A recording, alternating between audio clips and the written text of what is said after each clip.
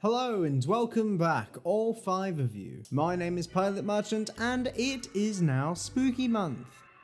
99% of people's favourite month, not me included. But even though it's not my favourite month, Halloween is still one of my favourite holidays. Halloween just has something magical about it, making everyone want to dress up, eat candy, get absolutely fucking hammered. But before I down this entire bottle of 99 proof, let's talk about Casper. Casper the Friendly Ghost, much like Scooby-Doo, is a very old character from 1945 that has been portrayed through comic books, TV shows, movies, video games, and many other works over the last 80 years of the character's existence. Most of the stories about Casper focus heavily on people being afraid of ghosts, but Casper being a super friendly ghost that manages to befriend the occasional weird kid that comes by. The main issue that plagues Casper throughout all of his series tends to be the overbearing amount of pressure he has to become scary and to haunt humans like the ghoul he's supposed to be. Although the amount of pressure can be overbearing for him, he still decides to keep being himself, and this sets a good example for all the kids who look up to Casper.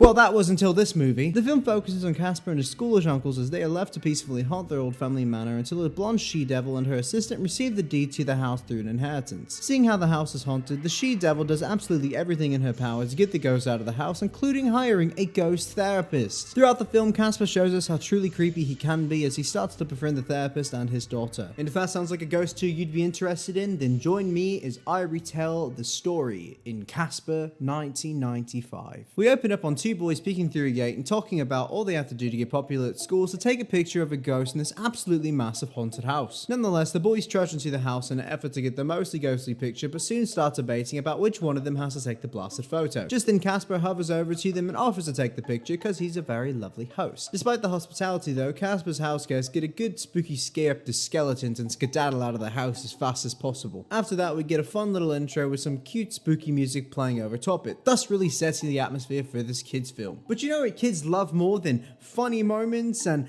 cute spooky music?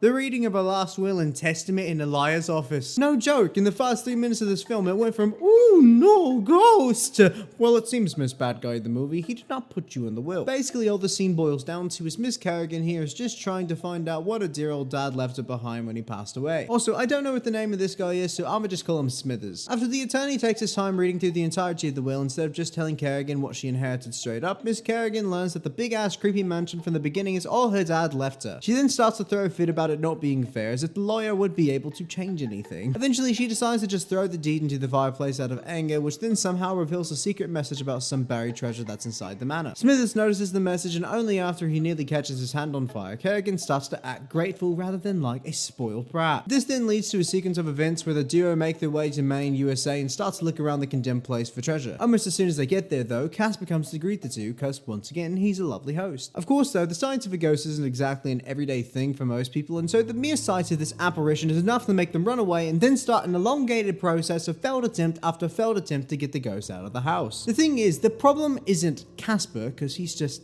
a friendly ghost. His uncles, on the other hand, yeah, they seem like a bunch of charmers, huh? After Kerrigan hires a demolition crew to knock down the house, and that doesn't go so well either, Casper is sat in front of the telly watching Mr. Rogers when an advert for a paranormal therapist comes on that strikes his fancy. You can call them ghosts, if you like, or as I prefer, the living impaired. Yeah. Pretty damn impaired, aren't they? Casper isn't interested in the ad because he believes that he needs therapy though. No, it's because he thinks the therapist's daughter, Kat, is really cute. In my mind, I kind of find it creepy that, you know, Casper's interested in this 12-year-old girl, and I understand that his ghost is supposed to be 11 years old, but he died like 100 years ago. So nonetheless, Casper then passes off his idea for ghost therapy by somehow traveling through the power lines to Kerrigan's hotel room, and he gets her to watch the ad herself. Kerrigan, seeing no better options, rings Dr. Harvey, and the next day Harvey and Kat are on their way to Maine while talking about Kat being absolutely exhausted from moving all the time. It's also revealed to us that despite the ad, Harvey doesn't believe that he's found a real ghost quite yet, and that he didn't intend on stopping until he found solid proof of a ghost, or preferably the ghost of his now dead wife. He does decide to strike up a deal with Kat, which states that if he's he's unable to find a ghost in Maine, that they'll just settle down and return back to a somewhat normal lifestyle. Kat of course accepts, and later into the day, the duo arrive at the house to meet Kerrigan and Smithers. For some reason, there's an entire part of the scene where Kerrigan and Smithers take turns holding Kat's face while speaking to Harvey without looking at him a single time. The three then establish a time frame for getting the ghost out of the house, and the evil duo decide that instead of giving the good duo money to live off of, they can have a bouquet of flowers until the ghosts are gone. While Kat is doing her best to get comfy in a condemned house, Casper tries multiple times to get her attention but fails 99% of the time. Finally hitting that 1% though, Casper gets her attention and Kat...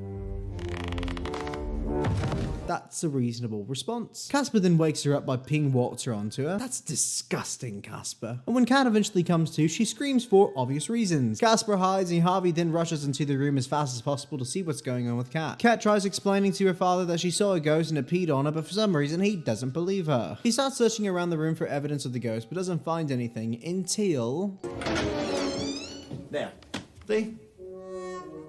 This then causes Harvey to go into panic mode, and he takes his daughter to a closet and locks her in there so he can go off and deal with the ghost problem. While that's all going on, Casper is busy banging his head against a pole when he hears his uncles getting back home. He goes outside to greet them in an effort to distract them from the new occupants of the house, but this inevitably fails and they decide to introduce themselves to Dr. Harvey. And by introducing themselves, I of course mean that they cause Harvey to faint and then possess him for a little bit. After some more scaring, Harvey eventually adapts to the situation and attempts a sword duel with the ghost as he wields a plunger. He somehow manages to win and he ends up finding a hoover on the staircase, which he then uses to suck up all three of the uncles. The next day, Kat goes exploring around the house using a hoover as her sidearm when she runs into Casper making breakfast in the kitchen. Casper manages to convince Kat to give him a chance and she sits down at the table waiting patiently for her food. Casper does his best to impress Kat and Kat asks Casper loads of questions about being a ghost, but this soon gets interrupted by Dr. Harvey coming down to join them for breakfast. Casper then goes to fetch Harvey a newspaper and Harvey and Kat are about to start eating their breakfast, but that too soon gets interrupted. While everyone waits for Casper to get back, the three uncles start to mess with the fleshies, as they so lovingly call humans. Casper does eventually get back though, and one of the uncles starts to throw a fit about him not getting his foods before the fleshy did. Casper immediately remedies this by giving the uncles their breakfast, and they start to devour it almost as soon as they get it. Kat at some point starts to argue with the uncles over dumb stuff, and Harvey kicks her out so he can talk to the uncles about them needing therapy. The next scene has Kat going to school and pretty much living out that new kid cliche to show us that she's having a hard time adjusting to starting a new life once again. The only real noteworthy thing that happens here is the school had to cancel their Halloween dance because of a lack of funding, and Kat volunteers to host a party at the manor she's staying at despite it not being up to her. We then catch up with Harvey and the boys as they start the therapy session, but it soon derails into uncles claiming that they know where the ghost of Harvey's wife is and that they can put him into contact with her if he keeps Kerrigan away from destroying the house. Harvey accepts the offer, and a few hours later Kat is back home when she gets a knock at the door from some boy she thinks is cute at school. He then asks her if she'd be interested in being his date at the party, and she accepts, but unbeknownst to her, this is all part of a plan to bully Kat for no apparent reason. Later into the night, Casper tries to convince Kat to go to the dance with him instead of going with the alive boy that is also her age. Don't need a costume. You disgusting bastard. Kat continuously turns Casper down, and in response he decides to drop Kat off the ledge of the fucking building. He then takes her over to look at the ocean from a lighthouse rooftop, and they have a heart-to-heart conversation about Casper not remembering who he was before he died. Eventually they make their way back to the house, and as Kat is falling asleep, Casper starts to whisper some creepy shit into her ear. Cat. Can I keep you? What?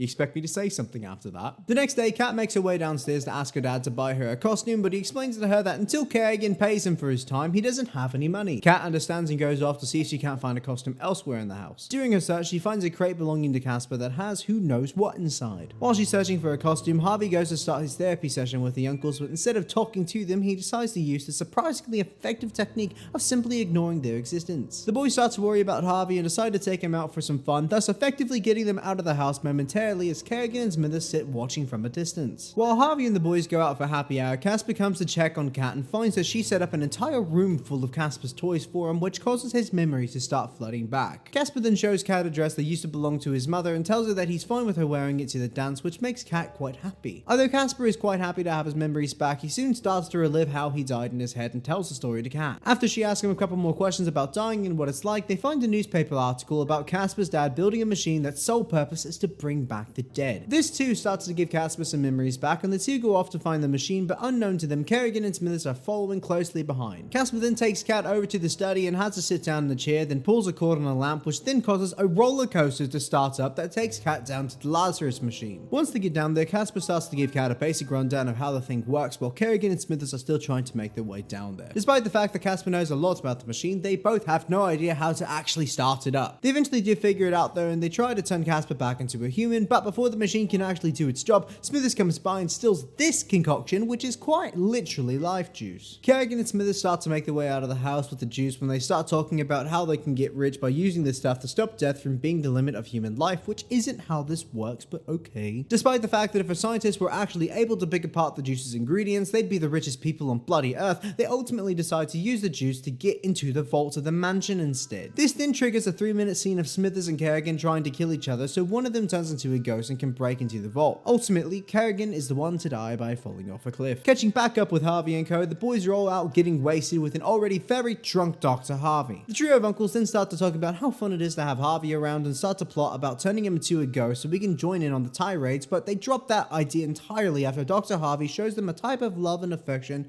they're just not used to. Harvey then says that he wants to go bar hopping all night and goes to leave through the front door, but immediately falls into a pit, which boy oh boy, that's a lawsuit just waiting to happen. While Casper and Kat are still trying to figure out what went wrong with the machine, Kerrigan appears out of nowhere and charges straight into the vault, stealing the treasure chest from inside. Smithers then comes down the roller coaster track with the life juice for Kerrigan, but Casper gets it back from him by spookily backing him into the water. Casper then hands off the juice to Kat, sits it down in the chair, and pushes it all the way back up the track and back to the study. As soon as they get settled upstairs though, the doorbell chimes and Kat goes to check the door and finds the entirety of her class sat on her porch ready for the Halloween party. Unlike Casper, Kat is a bit more of an awkward host, and Loki just abandons the entire group out on the porch, telling them just to make their way inside. Casper and Kat then go back downstairs to change Casper back into a human, but somehow they manage to completely forget that both Kerrigan and Smithers are still downstairs waiting to steal the life juice away from them, and Kerrigan manages to do just that, but not before killing Mr. Smithers. Kerrigan then starts to talk about how she feels complete and like she has no unfinished business, which then immediately causes Kerrigan to start crossing over to the other side of death. Once Kerrigan is completely gone, Casper and Kat get the juice back and start the process of turning Casper back into a human, when all of a sudden the now quartet of ghosts shows up to ruin the moment. After no deliberation on Casper's part, admirably enough, he decides to sacrifice his opportunity to be turned back into a human and gives it to Dr. Harvey because he needs it more. Harvey is then turned back into a human, and now it's party time. Kat goes downstairs to join the fun while Casper is still sat upstairs just trying to enjoy his night as best he can, when spontaneously Kat's mom comes out of nowhere and tells Casper that because he did something very noble that she'll transform him back into a human, but only until 10 PM, thus making me question whether or not Kat's mom is